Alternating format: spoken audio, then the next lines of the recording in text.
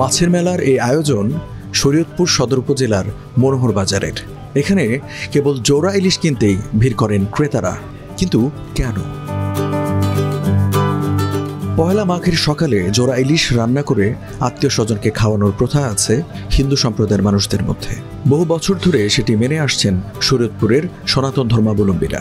জোড়া ইলিশ ঘরে নেওয়ার রেওয়াজকে উৎসব হিসেবেই উদযাপন করেন তারা। এখানে প্রতি বছর এটা হয়, অনুষ্ঠানটা প্রতি বছর এবারও হচ্ছে। আমরা বাচ্চা কাচ্চা নিয়ে আসছি, মিষ্টি রুটি খাচ্ছি এবং জোড়া ইলিশ মাছ কিনছি।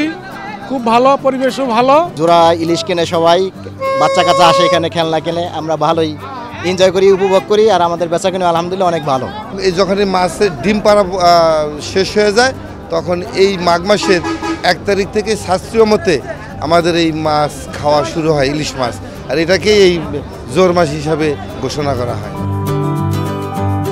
15 জানুয়ারি ভোরে মনোহর বাজার স্মৃতিস্তম্ভের মাঠে ইলিশের পসরা সাজিয়ে বসেন ব্যবসায়ীরা। তাদের কেউ কেউ অবশ্য এনেছেন অন্য প্রজাতির মাছও।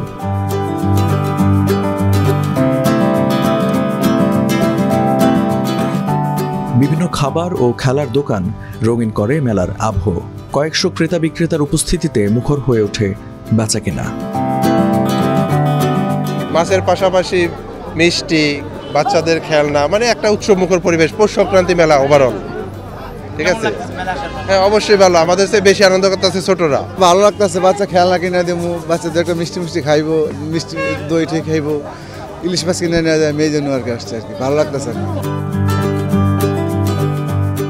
দুটি ইলিশ মাছ কিনে উৎসব উদযাপন করা হয় বলে এটি জোর ইলিশের মেলা হিসেবে পরিচিতি পেয়েছে। বিক্রেতারা জানান, 200 গ্রাম থেকে শুরু করে 1 কেজি ওজনের ইলিশ আনা হয় এই মেলায়। 200 গ্রাম ওজনের মাছ 600 থেকে 700 টাকা কেজি, আর 1 কেজি ওজনের ইলিশ 2500 টাকা থেকে 3000 টাকায় হাত বদল হয় মেলায়। আজকে বাজে ধরনের কোরাল মাছ, আয়ের মাছ, ভালো ভালো মাছ প্রায় 50 লাখ টাকার মতো এই বাজার আজকে বেচাকেনা হইব। সকাল 7টা থেকে শুরু হয়েছে, 11টা-12টা পর্যন্ত চলবো মাছ, জোড়া মাছের মেলা। শরীয়তপুর সদর উপজেলার মনোহর বাজার, মধ্যপাড়া, রুদ্রকর, কাশাভোগ, আঙ্গারিয়া, ধানুকা হিন্দু অধ্যুষিত এলাকা। স্থানীয়রা জানান, এসব এলাকার মানুষের চাহিদা ও উৎসব আয়োজনের কথা বিবেচনা করে প্রায় 80 বছর ধরে পয়লা মাঘ এই মেলার আয়োজন করে আসছে এলাকার মানুষ।